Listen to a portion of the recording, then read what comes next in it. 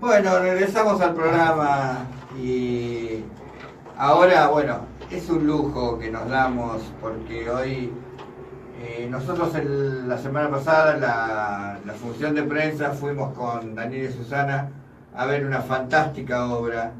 Voy a tratar de pronunciar en el mejor francés, aunque va a salir cualquier cosa, capaz que es un francés de Villa Luzuriaga o algo parecido, pero Henry, Henry, el barba azul de Gambé. Sí, señor. Muy bien. Bastante bien, ¿eh? Bastante bien, ahí estamos.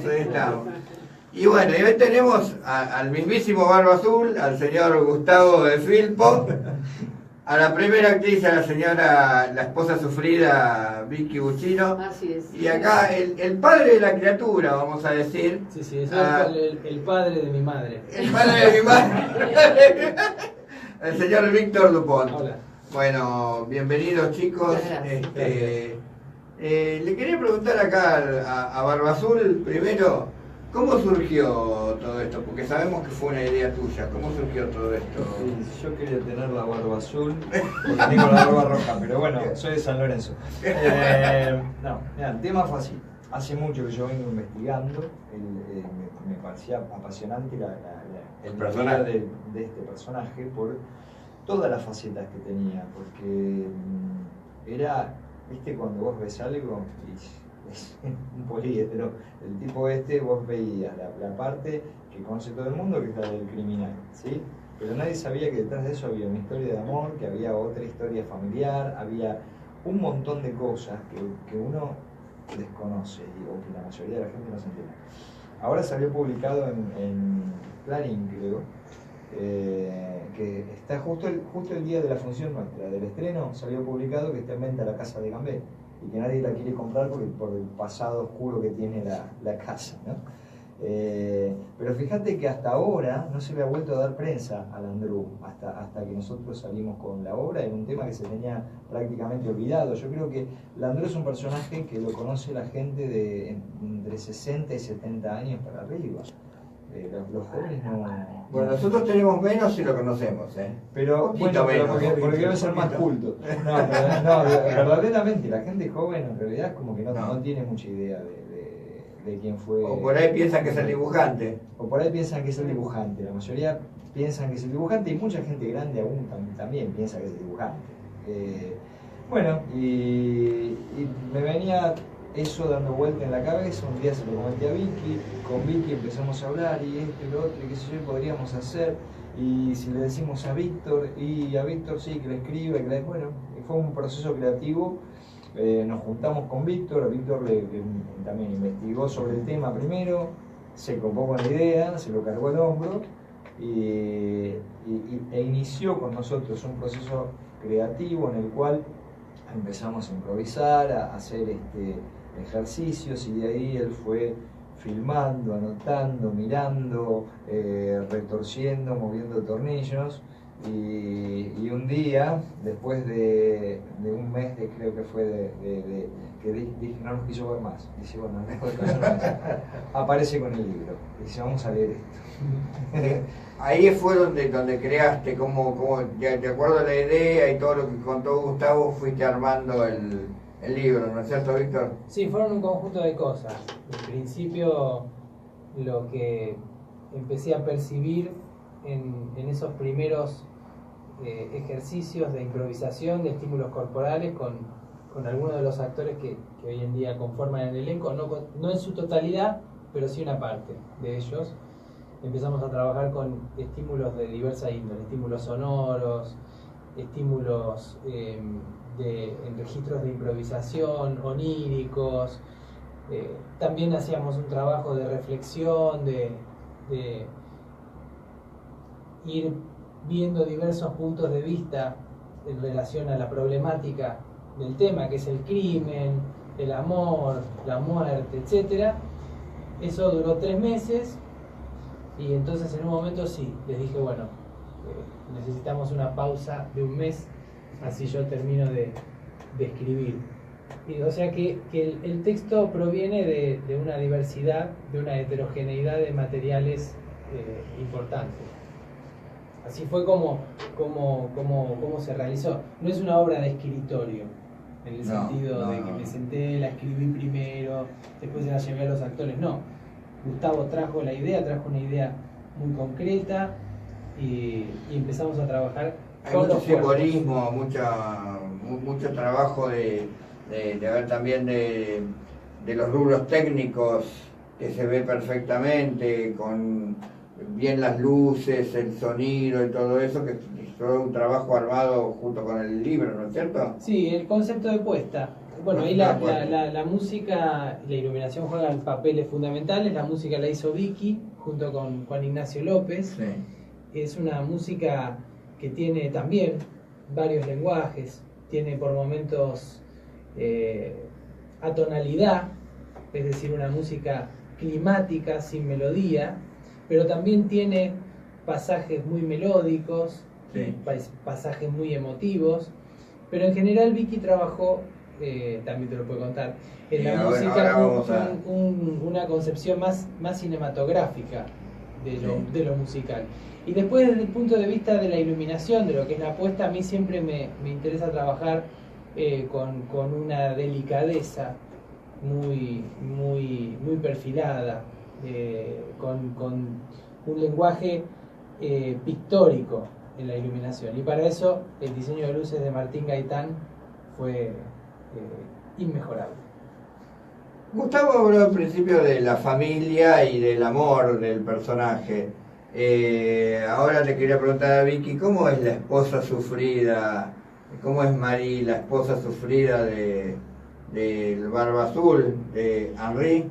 Bueno, justamente es eso, ¿no? Es una mujer muy sufrida, que demanda permanentemente el amor y la atención de su marido, y que a partir de un determinado momento se da cuenta que él está en otra, sí, básicamente, pero que lo ama tanto, es tanto el amor que siente por él, que se banca todo.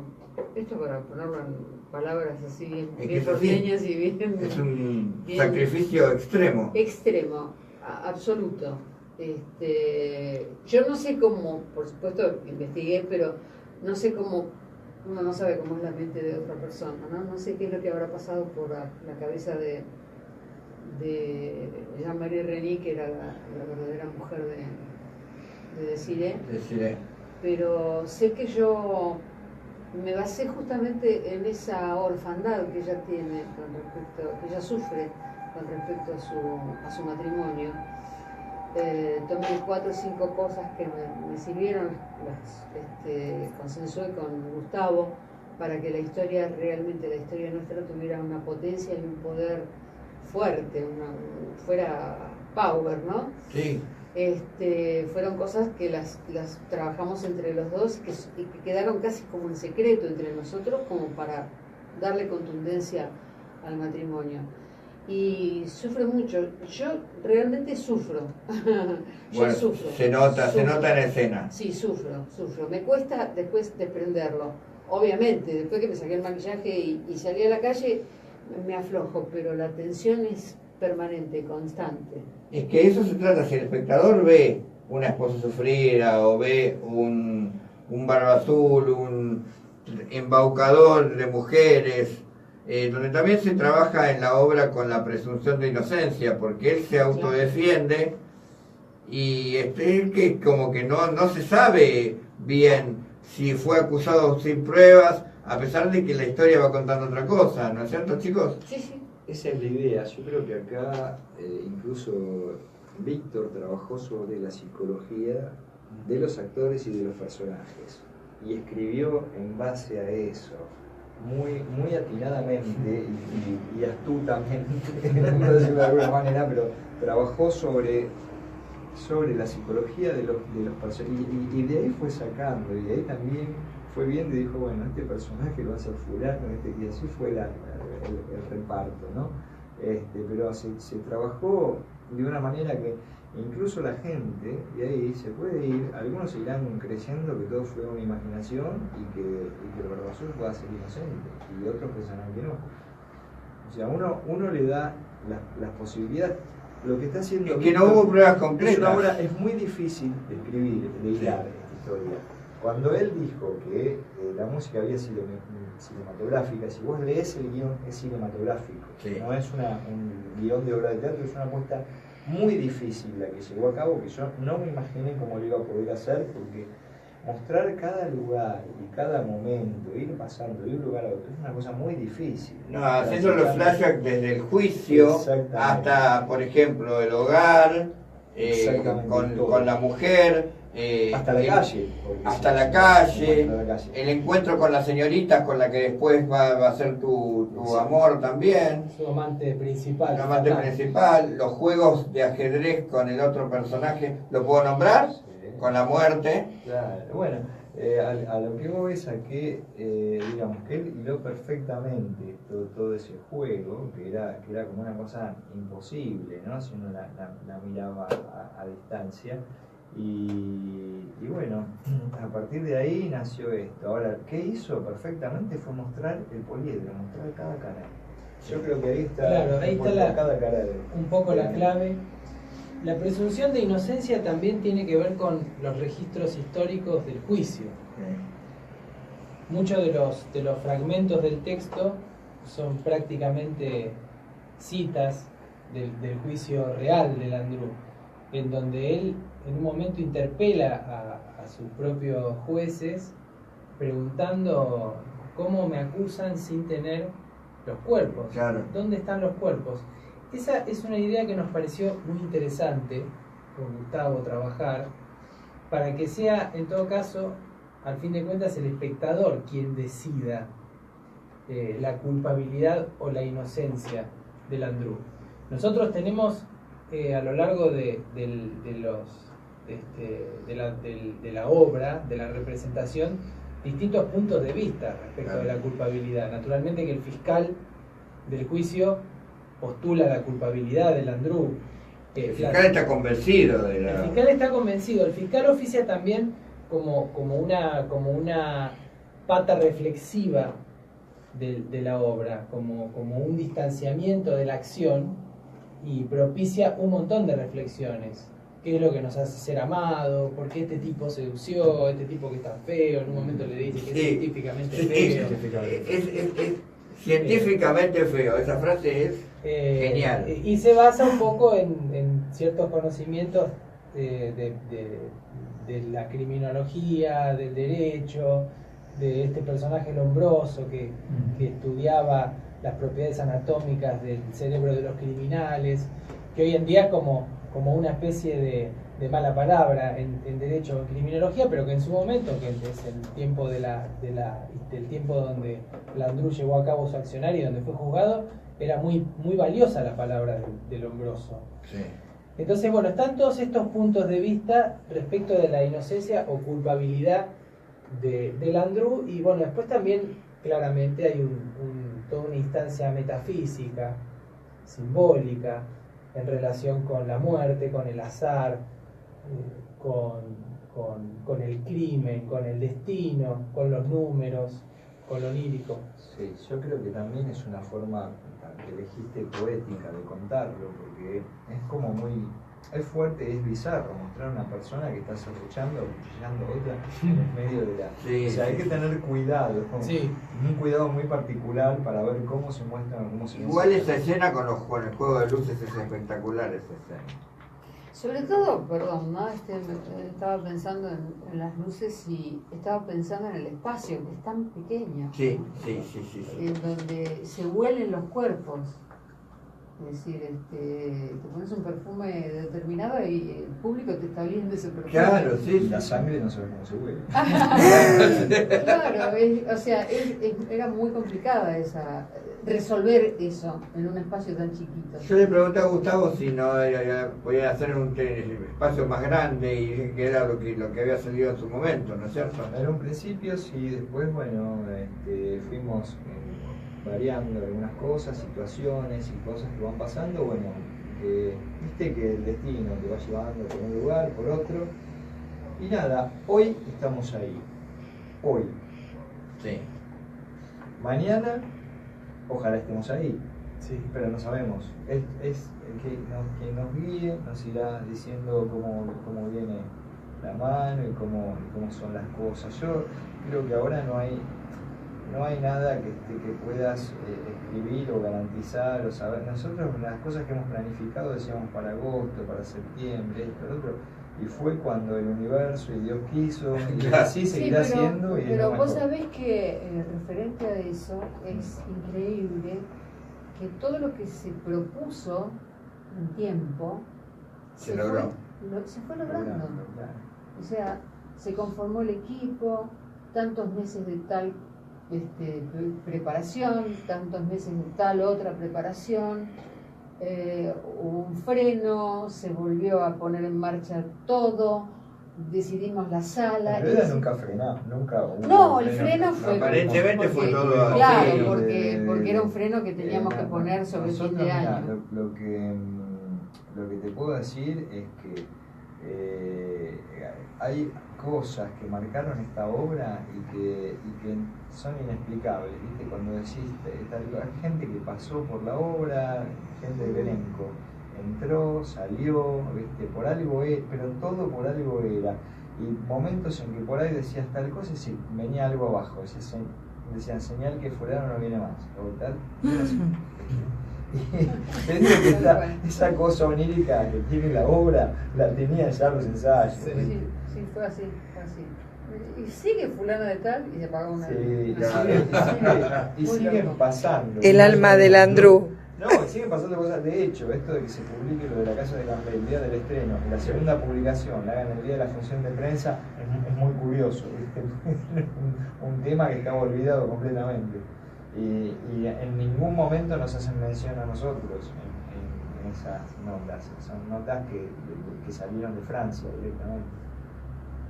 Ahora vos como ideólogo de esta obra, como actor, personificándolo, además de la presunción de inocencia y de todo lo que se armó, el personaje en sí es un fruto de la época después de la Gran Guerra y que encontró el nicho del negocio de decir, bueno, consigo las viudas, salen los avisos y después no pudo parar. ¿Eso puede ser que haya pasado con él? No lo sé, yo elijo... Lo que pienso, ¿te parece a vos? Yo elijo pensar que cada cosa que yo voy transitando en el momento, la vivo. Y fíjate que hay momentos en los cuales en ciertas cosas estoy y no estoy. Y elijo estar en donde tengo que poner la cara y salir a la defensa, ¿viste? Ahí pesa lo que quieras, yo no te voy a decir ni es inocente ni no lo es. Pero puede ser que alguien haga las cosas, y si estamos hablando de una conducta psicopática, puede ser que en un momento adquiera una personalidad y en otro momento tenga otra. El fiscal del juicio en un momento, él asumiendo o proponiendo la culpabilidad de Landru, se pregunta cómo un ser con ambiciones apenas fuera de lo común se convirtió en una máquina de matar. Eso lo dice el fiscal desde un punto de vista. Sí. Pero en realidad en la obra transitamos esas preguntas. ¿Por qué este hombre, lo que sí se puede comprobar es que estafó, claramente? Sí. Que estafó, que se dedicó, que encontró un medio de supervivencia vinculado con este género de estafas. Lo otro es ese plus, en caso de que él haya cometido estos crímenes, ¿por qué hizo esto? Que también es la pregunta de por qué y cómo funciona una mente criminal. ¿Por qué y cómo funciona la mente? La mente. Es una gran pregunta. La mente. Que en un momento también el fiscal, por eso lo cito, porque él es un poco el que se anticipa a estas preguntas. Ese no es un mecanismo dramatúrgico. A propósito, el fiscal dice, ¿qué es lo que mueve a un hombre a cometer crímenes? Esa pregunta no la podemos responder. Sí tenemos el derecho, la filosofía, la historia, la literatura. Tenemos pistas si queremos investigar en torno a esa pregunta. Pero al fin de cuentas, el misterio de la mente criminal es uno de los capítulos más misteriosos del misterio mayor, que es la mente. Es misterioso, Es misterioso. es muy misterioso. Es decir, un misterio es un problema sin resolver. Sí. Por eso te digo, las ciencias humanas, el arte, tienen tienen sus perspectivas. Uno puede leer Crimen y Castigo de Dostoyevsky y es la mente de un criminal. Uno puede leer los espantosos textos de Lombroso y tiene una respuesta. Uno puede meterse en la filosofía del derecho, puede analizar las personalidades históricas criminales desde Hitler hasta Stalin, pero la pregunta queda sin resolver. ¿Por qué alguien comete crímenes?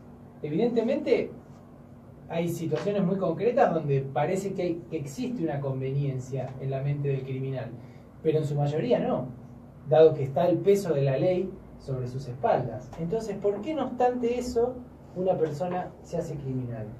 Esa es una pregunta muy compleja. Y hay que ver también el pasado, ¿no?, que tienen y la infancia. Fíjate que en la mayoría de los casos de gente que vos nombraste, tuvieron una infancia totalmente tormentosa, Sí. y que vos te pones a ahondar o a leer y ves la infancia que tuvo y hasta te da lástima. Sí, claro. Y son gente que eran monstruos después de grandes. Sí, hay un componente biográfico fuerte. Claro, exacto. Componente biográfico.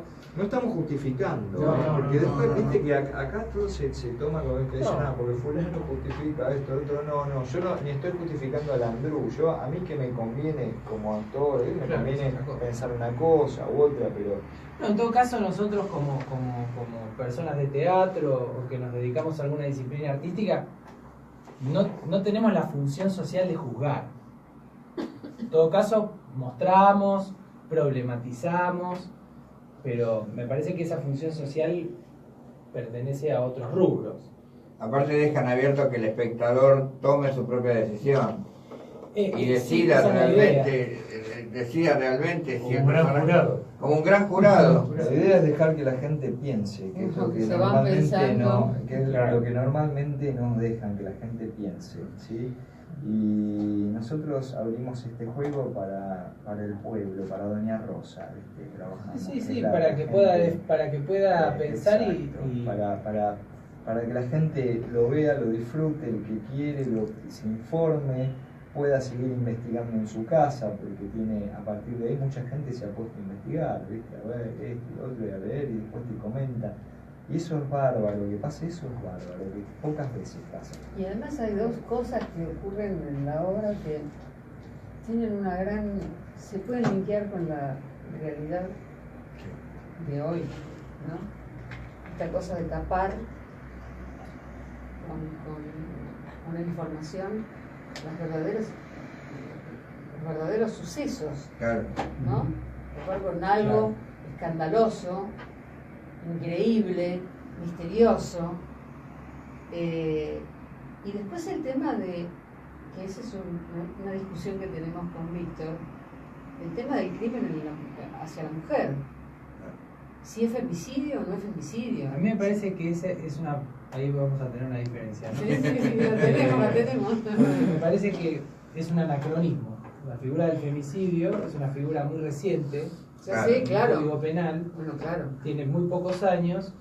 Claro, Entonces, no, en esos años no existía el femicidio. calificar como No se calificaba como femicidio. calificar No. con una tipología penal del presente un delito del pasado es un anacronismo.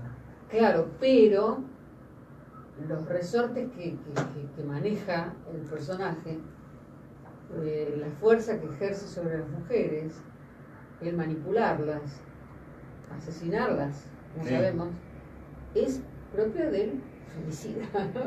Sí, obvio. Para mí, ¿no? Sí, él se aprovecha de una circunstancia particular, que es que esas mujeres perdieron a sus maridos en la guerra. Sí. Son Es vidas de decir, guerra que todos. si bien él conquista diversos tipos de mujeres, su preferencia está ahí. Sus víctimas son viudas de guerra. O sea que son mujeres en un estado de particular fragilidad, de comprobable vulnerabilidad. Pero sabes que además de eso, yo creo que el tipo hace un estudio de mercado.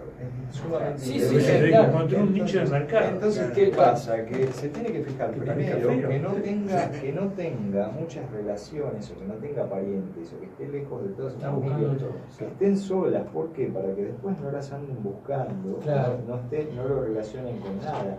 Un tipo que no se dejaba ver o sea, rara vez, es más, lo descubrieron porque la hermana de una de las víctimas lo reconoció porque lo había visto alguna vez de lejos, pero en realidad él no se hacía ver mucho. No, y aparte con esto de sus múltiples identidades, Sí. también era muy difícil reconocerlo.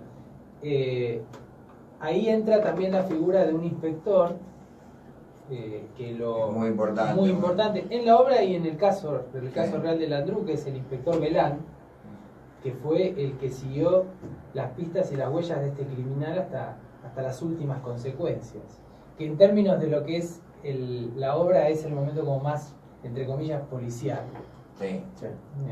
El tipo persiguiendo en las sombras a un criminal, obsesionado con sus rastros, analizando la psicología, la presunta psicología de Landru. Utilizando una prostituta como informante también. Claro, ahí esa es como la subtrama de Belán. Claro. Él se pone en contacto con una prostituta. Eso es la parte como más ficcional Sí. de la obra. Se pone en contacto con una prostituta para usarla de anzuelo. Claro. Entonces la prostituta finge, a través del contacto con Landru, que también es viuda. Entonces se genera como un doble juego. Ahí hay otra trama también, ¿no? Que es la subtrama de Belán que interpreta Gastón Biagioni. La prostituta, ¿es un personaje que pusiste vos en la obra o existió Anne en Colom la... existió. No existió. Existió. Existió. ¿Era prostituta? No. Ah, No era Pero el nombre es real. Porque no era el Nombre tipo de real. mujer que iban a... Claro, no. Y la identidad la identidad que él asume, irónicamente, que esa identidad tiene mi mismo apellido, Dupont, Monsieur Dupont. Es real, No pero era es real. eso, fue una ironía. También fue una de las identidades que él adoptó. O sea, él para justamente no dejar rastro, adoptaba diversas identidades. En relación a lo que decía Vicky, el de tapar con algo espectacular una información traumática, en cierto punto tiene mucho que ver con cómo se montó en aquel entonces el juicio a Landru. Un juicio muy espectacular, todos los medios del momento acudieron a él, y en ese periodo estamos hablando de la posguerra. El primer los años periodo, de plomo, los años de plomo, entonces también Landru en un momento dice, se me está utilizando como chivo expiatorio. Soy como una especie de cortina de humo, no lo dice con estas palabras, pero lo da a entender. por eso hablaba del parecido con la realidad, ¿no? Claro, no, es que casi todas las obras, todas tienen un parecido increíble con la realidad. En todas se da, tanto en este caso con la presunción de inocencia, con los crímenes seriales, con las cosas que están pasando. Sí, yo creo que en ese sentido también hay una continuidad de lo que somos. Por fuera de los cambios en las estructuras sociales, económicas, políticas, evidentemente hay núcleos duros en el ser humano. Si no, no nos produciría ninguna conmoción Sófocles, Esquilo, Shakespeare. Algunos de estos autores escribieron hace más de 2000 años, ¿no? O sea, la tragedia griega nos sigue conmoviendo. Sí, Y los griegos vivieron en una sociedad bien distinta a la nuestra. claro. Pero bueno, Sábato diría, lo tomo con pinzas, pero diría que la naturaleza humana no cambia. Eso diría Sábato, ¿no? Eso lo podemos pensar y discutir, pero digo, hay algo sí que evidentemente es inconmovible y hace que nos sintamos identificados en una tragedia, no sé qué, retrata a Antígona o Edipo o a Henry Landru. Y quería preguntarle a Vicky cómo fue el armado de la música. Ay, maravilloso. Maravilloso. Maravilloso. Cuando decidimos hacer la obra, empezamos a pensar yo empecé a pensar en nombres, bueno, música original. Música original no va a ser comedia musical, pero tiene que tener una música incidental, importante, qué sé yo, y bueno, llamamos a fulano y no vamos a poder, porque somos teatro independiente, entonces no había líquido ahí. Bueno, y llamamos y en un momento así de lucidez o de locura, de demencia total, le digo a Víctor, ¿sabes qué? La voy a hacer yo la música original. ¿Ustedes están de acuerdo? Le pregunté a Gustavo, le pregunté a Víctor. Sí. Haciendo una breve reseña, yo soy hija de un músico muy importante que el 14 de septiembre cumple nada más y nada menos que 100 años, que es Víctor Guccino, y que tiene más de 70 películas. O sea, contemporáneo del Andrés. Tiene más de 70 películas y tengo desde pequeña lo que es el tema de la musicalización, porque lo he vivido desde chiquita. Y yo no faltaría la verdad si no dijese que alguna vez fantaseé con ponerle música a algo. Y como a mí me gusta mucho el cine, soy tremendamente adicta, digamos, al cine. Le presto mucha atención a los músicos actuales, desde Santa Olalla, que está acá, hasta Rachel Portman y mucha gente muy importante, las Bernstein, que siguen saliendo todavía, nietos y bisnietos y sobrinos. Y a mí me interesa muchísimo la música de cine, por toda esta cuestión, ¿no?, que estoy contando. Y se nota. Bueno, chicos, vamos a decir una frase que no es conocida: el tiempo es tirano. Hablando de tirano, me quedó algo en el tintero que lo quería decir, que me hizo acordar Ricky cuando dijo, hablando de que no hay líquido, que es una cosa independiente, que dentro de todo tenemos el orgullo de hacer teatro independiente, y dicho por una de las personas que vino como crítica de una radio conocida, estamos en un intermedio nosotros entre el teatro under y el comercial, en lo que hemos logrado de producción. Sí, se nota muchísimo. Es un Y producto de alta calidad, yo lo puse. Es algo que era lo que nosotros pretendíamos, pero que en realidad estas fueron las palabras de una de las personas que vino que vino como prensa, ¿sí? Que vino a la función de prensa, y considero que en general la gente que va mucho al teatro y casi que no regala nada tampoco, ¿viste? O sea que no es que te dicen, hay cosas que las tomo, hay cosas que uno sabe, y realmente lo tomo, y estoy convencido de que lo que se logró está a la altura. Estamos orgullosos. Bueno, entonces vendan el espectáculo, digan dónde está, repitan el nombre. Henry.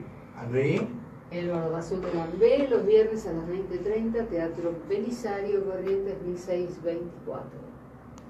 Un teatro precioso, donde el público se va a sentir como parte de la obra. En plena calle Corrientes. Descuentos Club Nación y Alternativa Teatral. Vayan, teatro, viva el teatro. Viva el teatro, exacto. Muchas gracias. No, Gracias. Queremos agradecerle infinitamente la presencia de los tres. Y no te enojaste que te dije que dabas el Physique to Roll, ¿no? No, yo estoy muy contento. Es más, ¿sabes lo que tuve que hacer para dar un esfuerzo de cambio de caracterización? Sí. No, gracias también por lo que escribieron sobre la obra. Sí. Muchas gracias. Interesante. Sí, de verdad, Gracias. muchas gracias. ¿Te ponemos un poquitito a capela, alguna cosita chiquitita, abusando? Al pie de un sicómoro suspiraba la pobre alma bendita, la pobre suspiraba. Cantad todos al verde sauce, cantad Cantad, cantad, cantad,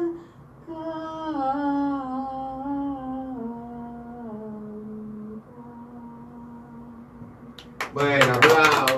Buenísimo. Un lujo que la señora Vicky Buchino nos haya cantado en vivo No, por hoy. favor, muchas gracias. Todo un lujo. Todo un lujo. Todo un lujo, la verdad que les agradecemos por estar acá, por estar presentes acá en nuestro programa. Y bueno, vayan a ver la obra porque es de altísima calidad.